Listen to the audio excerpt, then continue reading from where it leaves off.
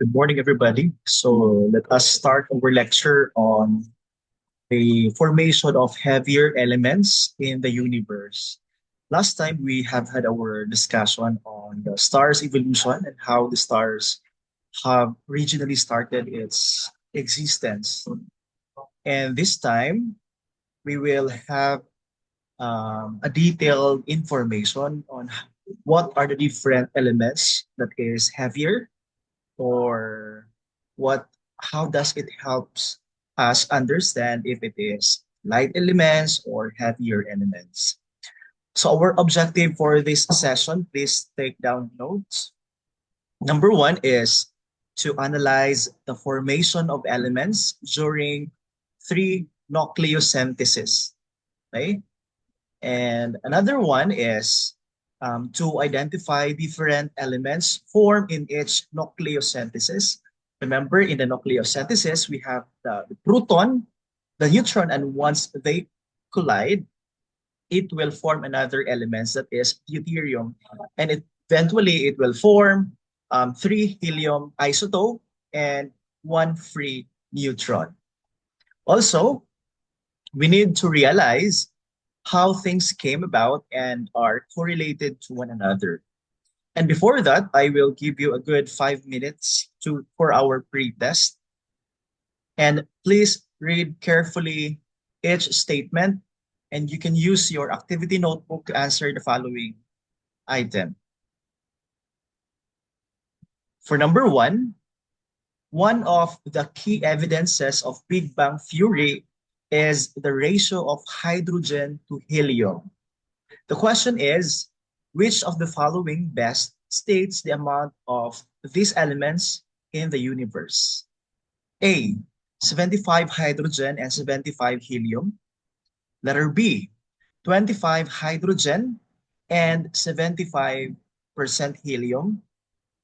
Letter C is 75% lithium and 25% hydrogen. And letter D, 25% helium and 75% hydrogen.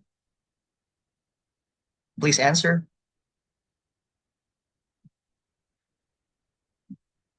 Next question. Question number 2. Which of the following elements is not formed during stellar nucleosynthesis? A, cadmium. Letter B, oxygen. Letter C, carbon. Or letter D, silicon.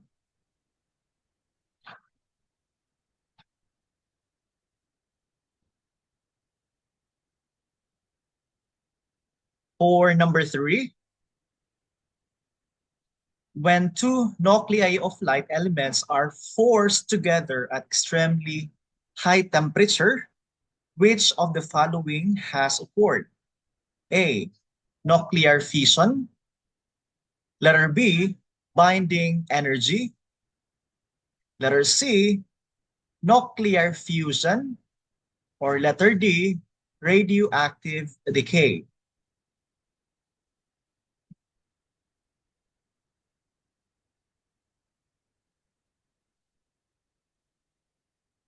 Question number 4. When are when are heavier elements formed? Again, when are heavier elements formed? A, during the birth of stars. Letter B, during the creation of the universe. Letter C, during the supernova explosion of stars. And letter D, during the black hole transformation of stars.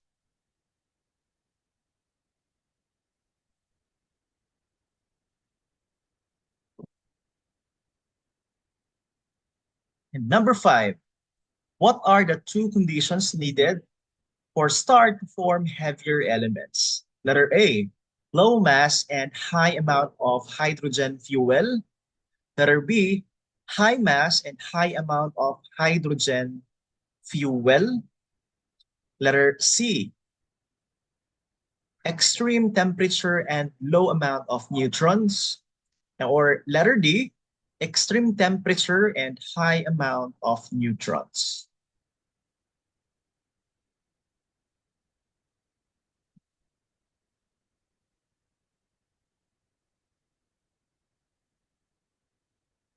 All right, finalize your answer.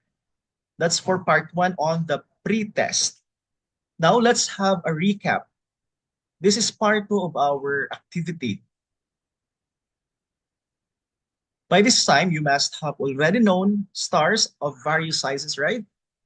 Colors and temperatures. And what else? You can now describe the star's evolution from the conception up until they get old and die. But have you ever wondered what is going on inside those burning ball of gases when those stars evolve from one phase to another? And since nuclear reactions are apparent during stars' evolution, are we expecting new and different products of these reactions? What could be the end of products of stellar evolution? So once more, hang on that. We will be exploring the different topics on this section. For now, let's have a matching type activity. So here is our direction. Match the word on the left with the definition on the right, and please choose the correct answer. So simply, you write the answer, for example, number one, including the description.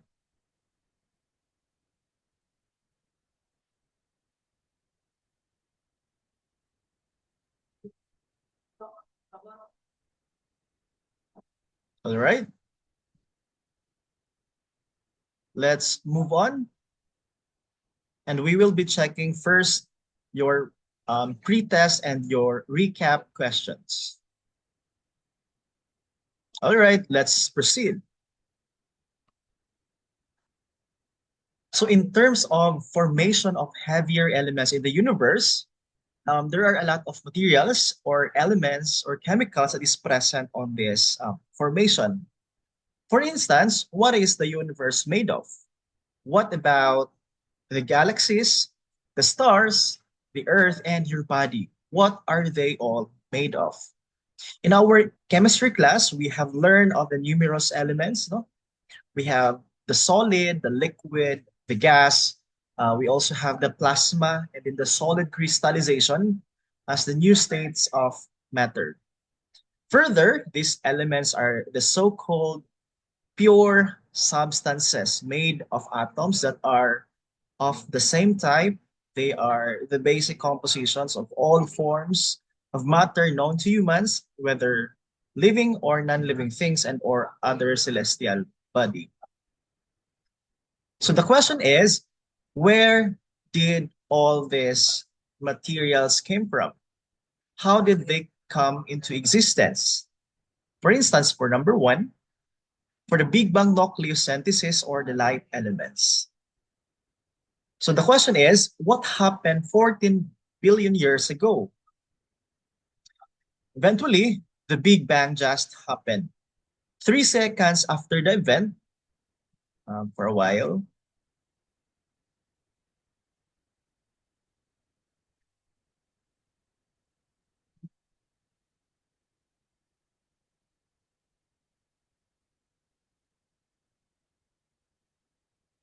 right?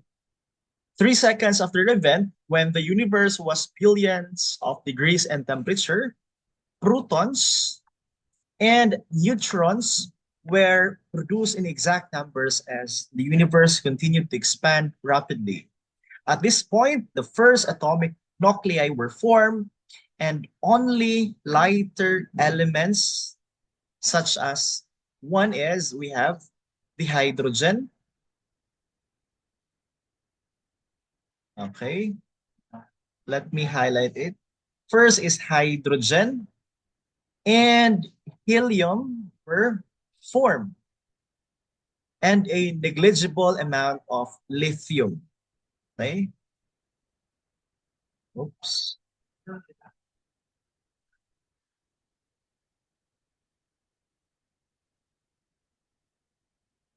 By the time the universe was 3 minutes old, the temperature went down.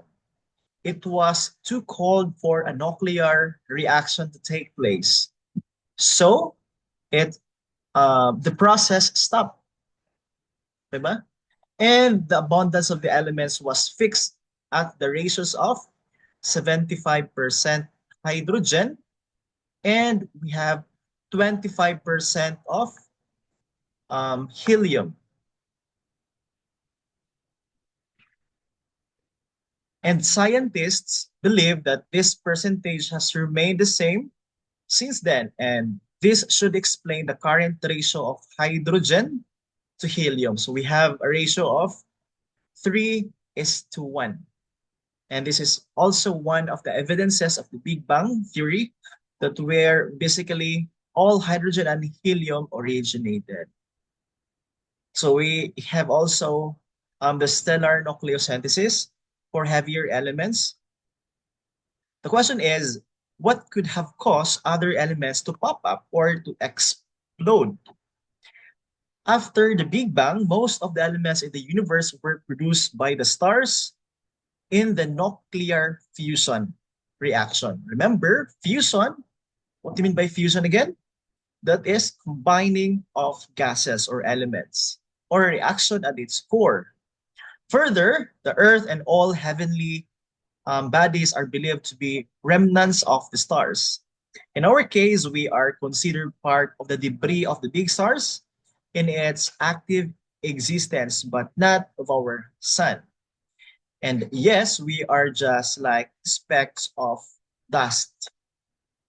The nuclear fusion reaction inside the star is the process by which nuclear reactions between light elements form the heavier elements up to iron. So this is now known as the stellar nucleosynthesis. And it is also believed to be the origin and the production of the heavier elements. So we have here the fusion of our gases. So this now produces your energy. So we have here the proton and then a set of some elements.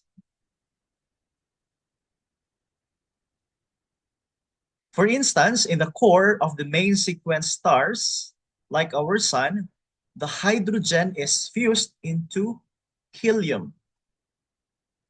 And therefore, more massive stars follow the same procedure, but more quickly, less massive stars form more slowly. And when most of the hydrogen is used up in the core, then the helium begins fusing into carbon at its core. That is, when the star is dying, it is now compressed due to gravity when generates heat rather, and it results the expansion of the star. And the star swells to become red giant. To recall, what are the two different red giant? Okay, good.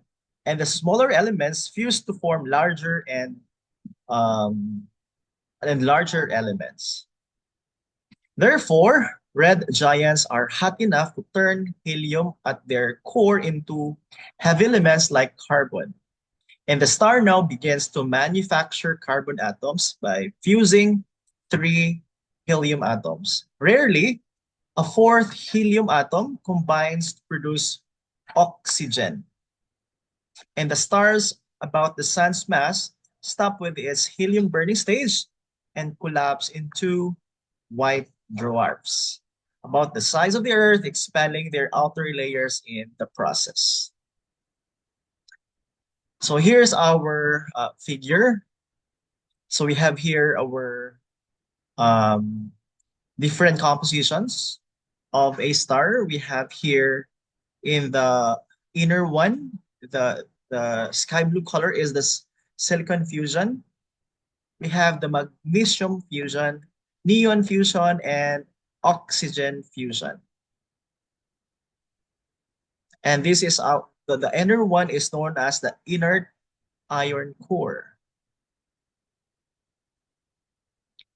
So the third question is, how is the mass of stars correlates to the formation of heavy elements? More massive stars begin a further series of nuclear burning or reaction stage. And the elements formed in the stages ranges from oxygen to iron. And when the mass of star is higher, the elements it can create in its core because heavy element fusion needed higher temperature, which only the most massive stars can attain. After all the hydrogen in the core has been converted to helium, massive stars begin a series of nuclear burning or reaction stages, such as carbon burning, neon burning, oxygen burning, and silicon burning. Now your carbon undergoes fusion reaction to produce your oxygen, neon, sodium, and magnesium. And throughout then neon burning stage, neon fuses into oxygen and magnesium. And during the oxygen burning stage, oxygen forms silicon and other elements that lie between magnesium and sulfur. For instance, we have here question number 4 from the equation below. Which elements is used as the primary component of the elements produced from fusion? So we have here 3 helium atom fusing to give a carbon atom. So mainly we have here um, 4 helium atom, okay? And what else? We have a set of carbon um, and further elements. So example here, carbon atom and helium atom fused to give an oxygen atom. So that gives us 12 of carbon and 4 of helium, that gives us 16. And for oxygen and helium, okay, 16 and 4 is 20, that gives us neon. And for neon atom, it gives us magnesium. It's 20 plus 4, that gives us a total of 24, that's for magnesium. And it's a yes, helium is the main fuel that supplies the need energy for the nuclear reaction to take place deep down in the core up until dying of the stars. Hence, the high mass stars can make all elements up to iron in the core, and iron is the heaviest elements, and they can make and is the end of the line for fusion. And the fusion of iron does not create energy, and without energy supply, the star will soon die. Okay? So that's it for now, and let's have further discussion. Thank you very much.